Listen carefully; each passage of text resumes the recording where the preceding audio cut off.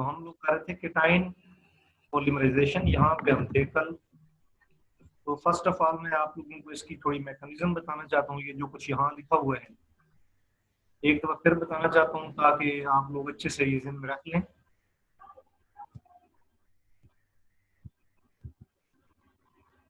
मैंने कल आप लोगों को बताया था कि केटाइनिक इस पॉलीमराइजेशन में क्या होता है कि BF3 जो है ये इसमें बोरॉन जो है इलेक्ट्रॉन डेफिशिएंट स्पीशीज है। तो ये जो बोरॉन इलेक्ट्रॉन डेफिशिएंट स्पीशीज है इसमें इलेक्ट्रॉनों के एक पेयर की कमी है। आपको पता है कि यहाँ फ्लोरीन के साथ 3 बॉन्ड बनाने के बाद भी इसके पास 6 इलेक्ट्रॉन है, आप पूरे नहीं है। तो ये दोनों इलेक्ट्रॉन जो है जो H और OH के दरमियान बॉन्ड बना है इसके दोनों इलेक्ट्रॉन OH जो है ये बोरॉन को प्रोवाइड कर देता है। जब ये बोरॉन को प्रोवाइड करता है तो इससे फिर क्या बना हमारे पास बनता है बोरॉन, फ्लोरीन, फ्लोरीन, फ्लोरीन और साथ बना HO। और ये जो HO साथ बना, अब क्योंकि इस पे नेगेटिव चार्ज है तो इस सारे के ऊपर नेगेटिव चार्ज होगा और हाइड्रोजन पे पॉजिटिव चार्ज है। पहले हाइड्रोजन पे पार्शियल पॉजिटिव चार्ज था, कंप्लीट पॉजिटिव चार्ज। तो इलेक्ट्रोफिलिक करैक्टर कहीं भी बढ़ाना हो वहां पे इलेक्ट्रॉन डेफिशिएंट स्पीशीज यूज करते हैं। जैसे फ्रीडल क्राफ्ट रिएक्शन में कल आप लोगों को बता रहा था कि ALCO। आपकी आवाज में जी आपकी आवाज में सर इशू आ रहा है, थोड़ा आवाज में इशू आ रहा है। अब ठीक नहीं आ रही आवाज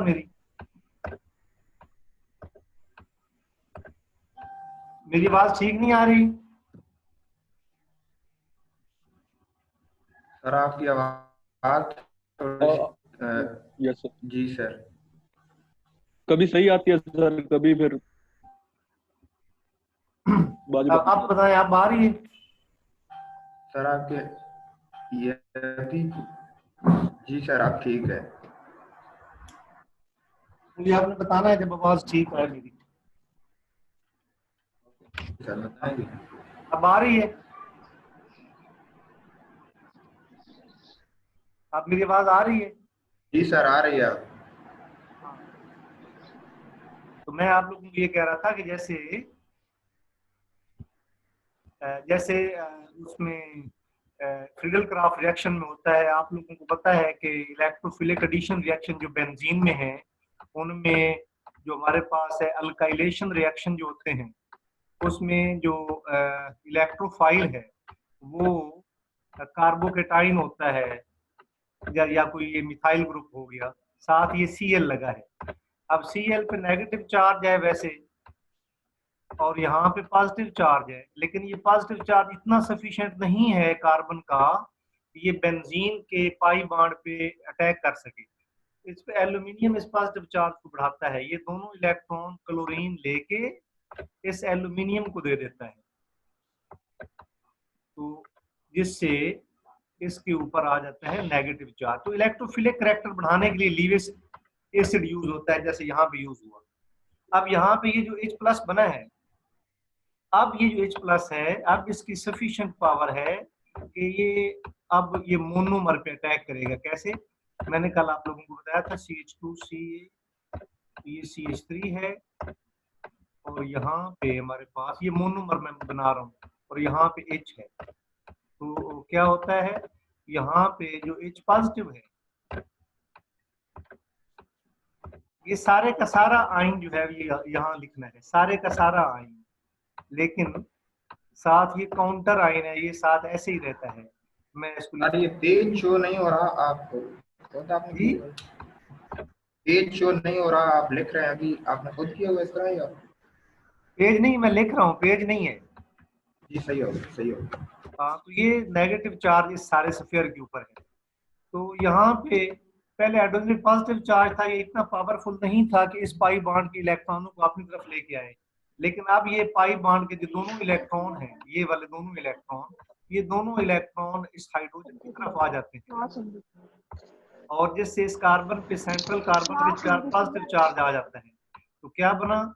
CH3 बन गया, क्योंकि एक हाइड्रोजन ये साथ मिल गया है तो CH3 बना और साथ CH2 बन गया, सॉरी डबल बॉन्ड नहीं, अब पॉजिटिव चार्ज आ गए यहाँ पे, और यहाँ पे भी CH3 बन गया, और यहाँ पे H बना। और मैंने जैसे कल बताया था कि फिर ये पॉजिटिव चार्ज जो इस पे आया है ये आगे चेन को कैरी करता जाएगा। अब जो हाइड्रोजन आयन ने काम किया ना, अब ये पॉजिटिव चार्ज ये काम करेगा और इस तरह चेन ग्रो करती जाएगी। ये नेक्स्ट स्टेप क्या होगा वो मैं यहीं पे बनाना चाहूंगा। यही जो चीज है, अब ये इनिशिएशन स्टेप था, प्रोपेगेशन में यही चीज जो है CH2 डबल बॉन्ड C, यहाँ CH3 है, यहाँ H है, ये दोनों इलेक्ट्रॉन जो हैं जो पहले हाइड्रोजन ने लिए हैं यहाँ पे, वो दोनों इलेक्ट्रॉन अब इस कार्बन को मिलेंगे। जब इस कार्बन को मिलेंगे तो इस कार्बन पे पॉजिटिव चार्ज आ जाएगा। तो इस तरह चेन जो है वो ग्रो करती रहती है। और एंड पे जो टर्मिनेशन है वो कैसे होती है, टर्मिनेशन ऐसे होती है कि ये BF3OH नेगेटिव जो है ये इसमें से एक हाइड्रोजन निकाल लेता है। लेट मी मेक दिस, इन दोनों को मिलाने से क्या बना, एक दफा मैं आप लोगों को बना के दिखा दूं, बल्कि यहाँ से बता देता हूँ मैं आप लोगों को।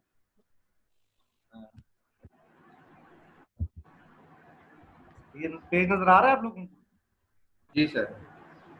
अब क्या होता है कि जैसा मैंने बताया कि ये पॉजिटिव चार्ज यहाँ पे आ गया, तो अब यहाँ पे पॉजिटिव चार्ज आ गया। अब टर्मिनेशन स्टेप में क्या होता है, टर्मिनेशन स्टेप में ये जो यहाँ पे CH3 ऊपर लिखा हुआ है, ये CH3 इसका जो हाइड्रोजन है BF3OH निकाल लेता है और ये डबल बॉन्ड यहाँ बन गया टर्मिनेशन स्टेप में। यहाँ तक कल हमने किया था। अगर ये स्टेप आपको याद हो गए अच्छे से तो इसकी मैकेनिज्म वगैरह आप लोग आसानी से कर लेंगे। इसलिए इसमें से कोई प्रॉब्लम है तो मुझे बताएं आप जी।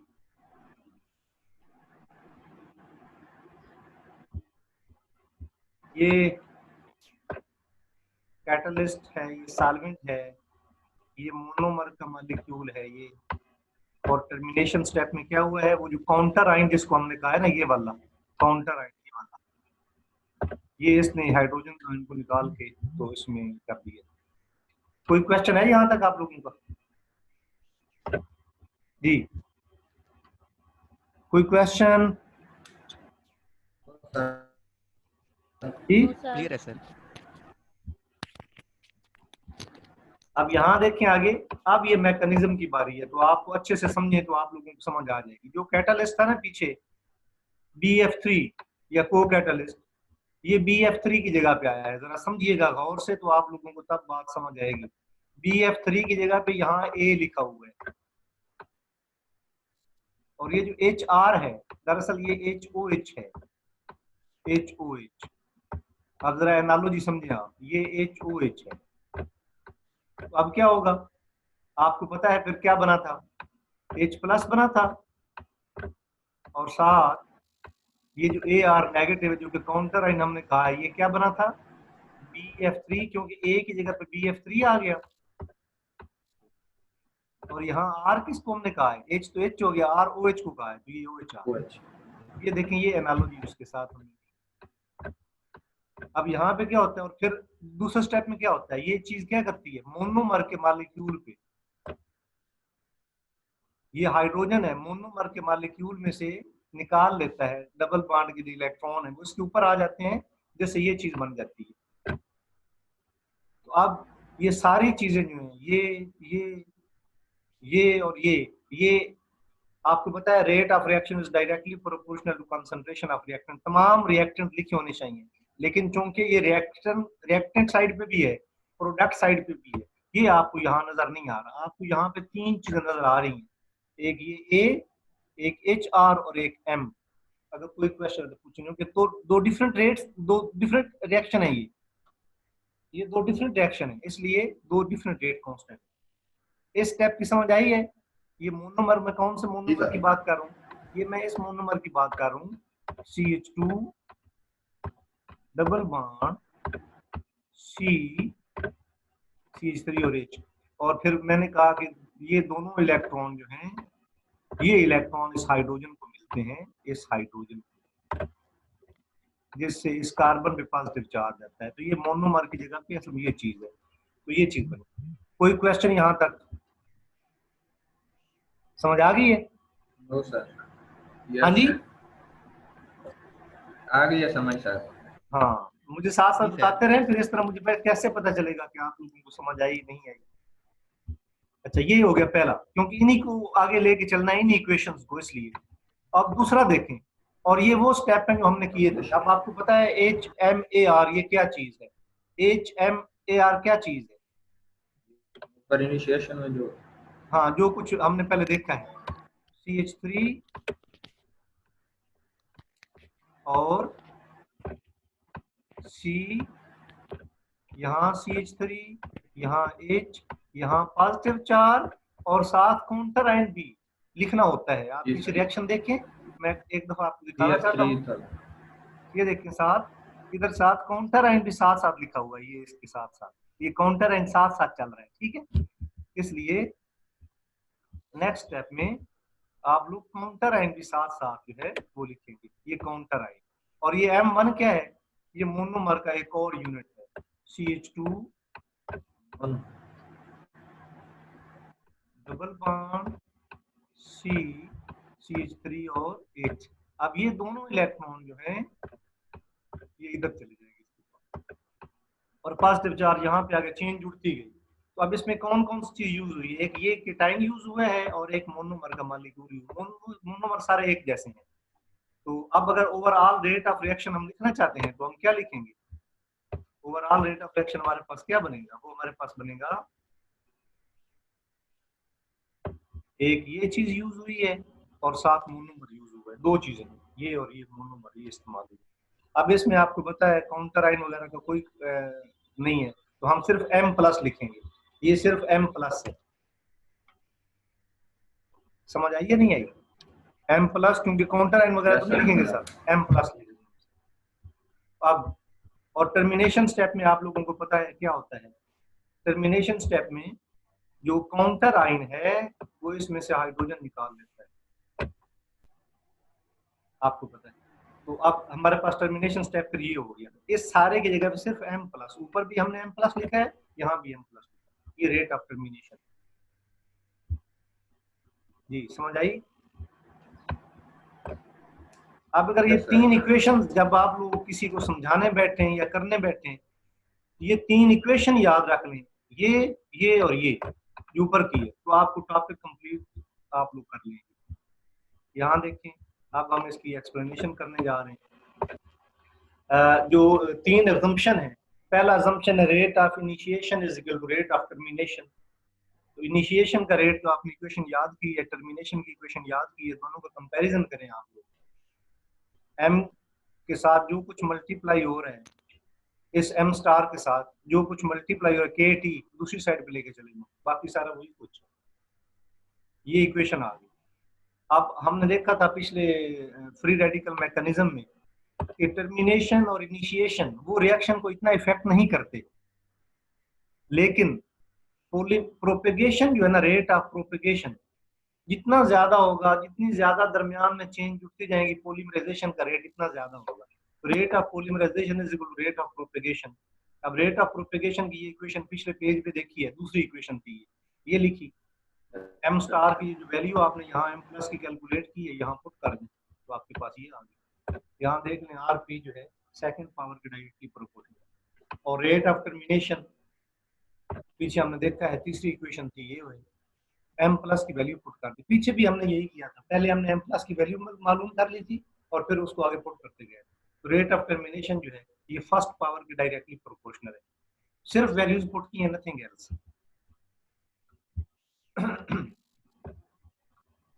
नेक्स्ट पेज पे आए आप लोग, यहाँ पे देखें number average degree of polymerisation, हमने पीछे भी देखा है ये क्या चीज होती है, रेट ऑफ प्रोपेगेशन और रेट ऑफ टर्मिनेशन। इनकी वैल्यूज यहाँ पुट कर दें जो पीछे हमने आपने पिछले पेज पे कैलकुलेट की, सारा कुछ कैंसिल हो गया, ये चीज बच गई। और फिर काइनेटिक चेन लेंथ के बारे में बात की थी। काइनेटिक चेन लेंथ जो है वो क्या है? Kinetic chain length, kinetic chain length के बारे में बात हुई थी ना। Yes sir. मोनोमर का एक जो रेडिकल है कितने मोनोमर यूज कर सकता है, तो ये वही है। यहाँ पे कांस्टेंट की वैल्यू जो है, हमने क्या किया, यहाँ कांस्टेंट पुट किया, और फिर हमारे पास इस रिएक्शन, इस टर्मिनेशन रिएक्शन के लिए कांस्टेंट की वैल्यू 1, और फिर हमने एक्स एन की जो वैल्यू ऊपर पुट की है ना, ये वाली, ये निकाली है, ये यहाँ आप लोग पुट कर दीजिएगा। अब कौन से ऐसे मोनोमर हैं जो ये रिएक्शन देते हैं केटाइनिक एडिशन पॉलीमराइजेशन? याद रखें, अगर जिस चीज पे पॉजिटिव चार्ज आना है ना, जिस चीज पे पॉजिटिव चार्ज आए उसके साथ इलेक्ट्रॉन डोनेटिंग ग्रुप अटैच हो। आपको पता है ना, मोनोमर जो हमारे पास था उसमें इस कार्बन पे पॉजिटिव चार्ज आ जाता है, इस कार्बन पे पॉजिटिव चार्ज आ जाता है, तो ये पॉजिटिव चार्ज को स्टेबलाइज कौन करेगा? Electron donating group. तो अगर इलेक्ट्रॉन डोनेटिंग ग्रुप अटैच हो यहाँ पे इस कार्बन के साथ, तो हम कहते हैं कि ऐसी चीजें हमारे पास केटाइनिक एडिशन पॉलीमराइजेशन के थ्रू प्रोसीड करेगी। और अगर इलेक्ट्रॉन विथड्राइंग ग्रुप हो तो एनायनिक एडिशन पॉलीमराइजेशन। ये देखें यहाँ पे नीचे ये लिखे हैं, तो ये है नेचर ऑफ मोनोमर। अच्छा, और कौन सी चीज है जो पॉजिटिव चार्ज को स्टेबलाइज कर सकती है इलेक्ट्रॉन डोनेटिंग ग्रुप के अलावा? बताया जी। जी, भी पॉजिटिव चार्ज को कौन सी चीज स्टेबलाइज कर सकती है? एक तो इलेक्ट्रॉन डोनेटिंग ग्रुप इलेक्ट्रॉन देगा तो स्टेबलाइज हो जाएगा। दूसरा है solvent of high dielectric constant, ऐसा सॉल्वेंट जिसका डाई इलेक्ट्रिक कांस्टेंट की वैल्यू सबसे ज्यादा हो, ये ज्यादा हो। ये डाई इलेक्ट्रिक कांस्टेंट क्या चीज है, इसके बारे में आप लोग समझे। एक छोटी सी बात याद रखें, केटाइन और एनाइन को अलग-अलग करने की जो पावर है ना, उसे हम कहते हैं डाई इलेक्ट्रिक कांस्टेंट। सर आवाज नहीं आ रही। आवाज नहीं आ रही? केटाइन और एनाइन को अलग-अलग करने की पावर जो सर है, आवाज नहीं आ रही। आवाज नहीं आ रही? अब आ रही है आवाज कुछ? जी सर अब आई है, पहले तकरीबन 4-5 सेकंड हो गए नहीं आई बात सर आवाज सर। हाँ, उसके मैं ये बाद कह रहा हूँ, solvent of high value of dielectric, इसके जी बाद जी, नहीं सुनाई दी बात। मैं ये कह रहा हूँ कि डाई इलेक्ट्रिक कांस्टेंट का मतलब ये है केटाइन और एनाइन को अलग-अलग रखने की पावर। अब जो केटाइन बना है सोल्यूशन के अंदर, वो इतना स्टेबल होगा, अगर उसके अंदर ज्यादा पोलर सॉल्वेंट डाल दें तो वो ज्यादा स्टेबल होगा। तो हम स्टेबल बनाना चाहते हैं, इसलिए हमने यहाँ इसका ये लिखा हुआ है कि ऐसा सॉल्वेंट यूज करना है जिसका डाई इलेक्ट्रिक कांस्टेंट ज्यादा हो, ताकि पहले स्टेप में जो केटाइन बना था वो हमारे पास ज्यादा से ज्यादा स्टेबल हो।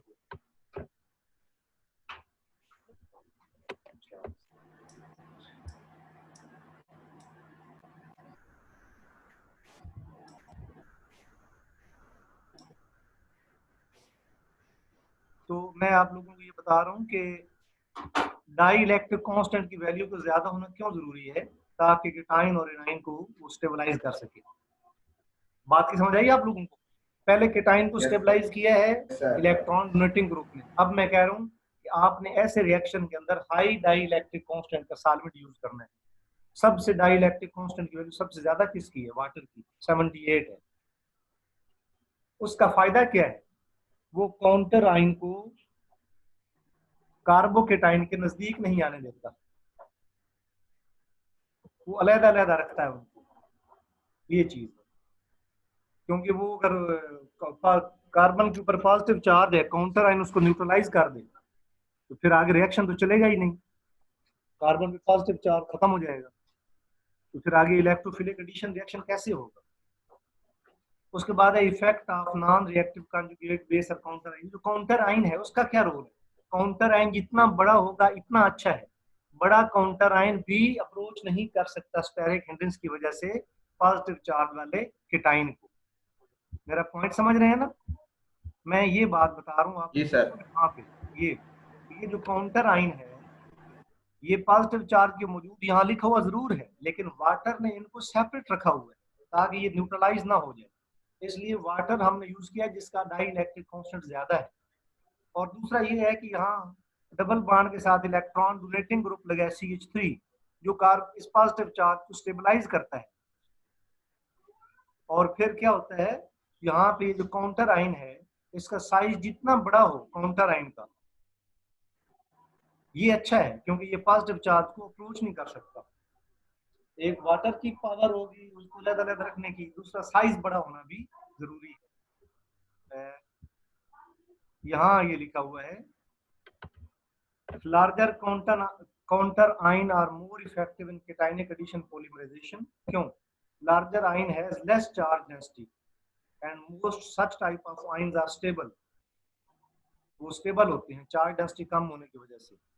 दे have crowdedness and remain away from positive charge, positive charge से दूर रहते हैं। बात की समझ आई आप लोगों को?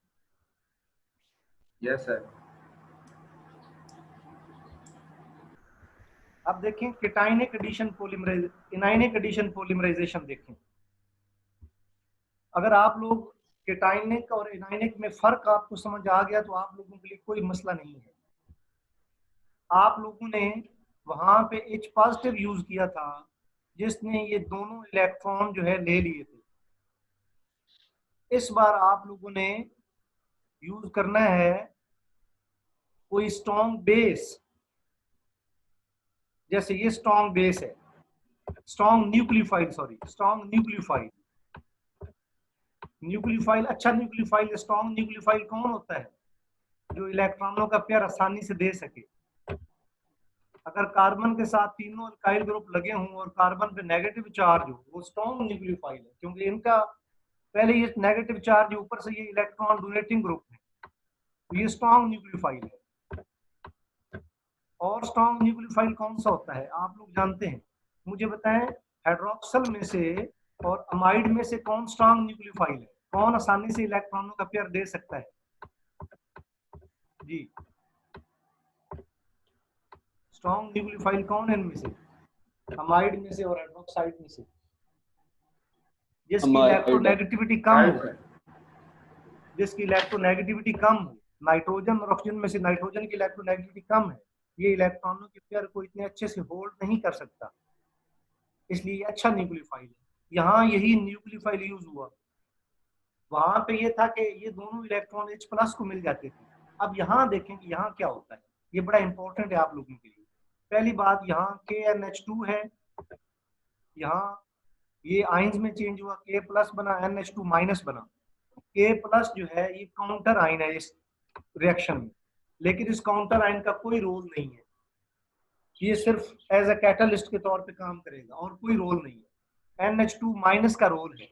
अब पहले तो ये दोनों इलेक्ट्रॉन हाइड्रोजन आयन को मिल जाते थे, लेकिन अब NH2 माइनस टैग कर रहे हैं। अब क्या होगा, ये दोनों इलेक्ट्रॉन जो है नाइट्रोजन इस कार्बन को दे देता है और कार्बन से बांड बना लेता है, लेकिन कार्बन के तो पहले 4 बांड पूरे हैं, तो ये पाई बांड के इलेक्ट्रॉन इस कार्बन के पास आ जाते हैं, जिस इस कार्बन के पास नेगेटिव चार्ज आ जाता है। बात की समझ आई है नहीं? Yes sir. ये दोनों इलेक्ट्रॉन इस कार्बन के पास आ जाते हैं। वहां पे ये C6H5 लिखा हुआ है, याद रखें। और ये इलेक्ट्रॉन विड्राइंग ग्रुप है। आप कहेंगे CH3 इलेक्ट्रॉन डोनेटिंग है और C6H5 इलेक्ट्रॉन विड्राइंग है। आपको पता है ये बेंजीन रिंग है, और जहां भी sp2 हाइब्रिडाइजेशन हो, वो कोई भी सिस्टम जिसमें sp2 हाइब्रिडाइजेशन हो, वो इलेक्ट्रॉन विड्राइंग इफेक्ट रखता है।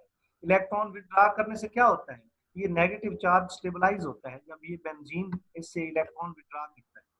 Electron donating group positive charge को स्टेबलाइज करता है, इलेक्ट्रॉन विड्राइंग ग्रुप जो है नेगेटिव चार्ज को स्टेबलाइज करता है। समझ आ गई बात की? अब ये स्टेप याद रखिएगा। अब ये जो नेगेटिव चार्ज है उसका वही रोल है जो यहाँ इस नेगेटिव चार्ज का था। जैसे NH2 -1 के नेगेटिव चार्ज का रोल है ना, अब इस नेगेटिव चार्ज का वही रोल है। क्या करेगा ये आगे एक और CH2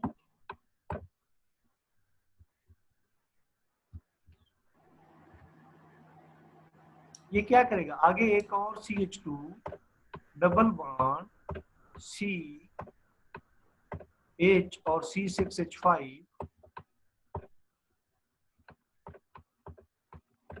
क्या करेगा, ये जो दोनों इलेक्ट्रॉन इसके हैं, इस कार्बन को मिल जाते हैं, कार्बन से बॉन्ड बन जाता है और ये पाई बॉन्ड के इलेक्ट्रॉन यहाँ पे आ जाते हैं और फिर प्रोपेगेशन स्टेप होता है बिल्कुल पहले की तरह, कुछ भी डिफरेंट नहीं है। वहां पॉजिटिव चार्ज इलेक्ट्रॉन ले रहा था, यहाँ नेगेटिव चार्ज इलेक्ट्रॉन ले रहा था, जिससे कार्बन एनाइन बनता जाता है, नेगेटिव चार्ज वाले आयन बनते जाते हैं। ये देखें, सॉरी, यहाँ पे ये देखें, वो नेगेटिव चार्ज ने यहाँ इसको इलेक्ट्रॉन दे दिए और इसके इलेक्ट्रॉन यहाँ पे आगे नेगेटिव चार्ज बन गए। इस नेगेटिव चार्ज ने फिर आगे वही करना है, इसको इलेक्ट्रॉन दे देगा, इसके इलेक्ट्रॉन, इस तरह नेगेटिव चार्ज। अब इसकी टर्मिनेशन कैसे होती है?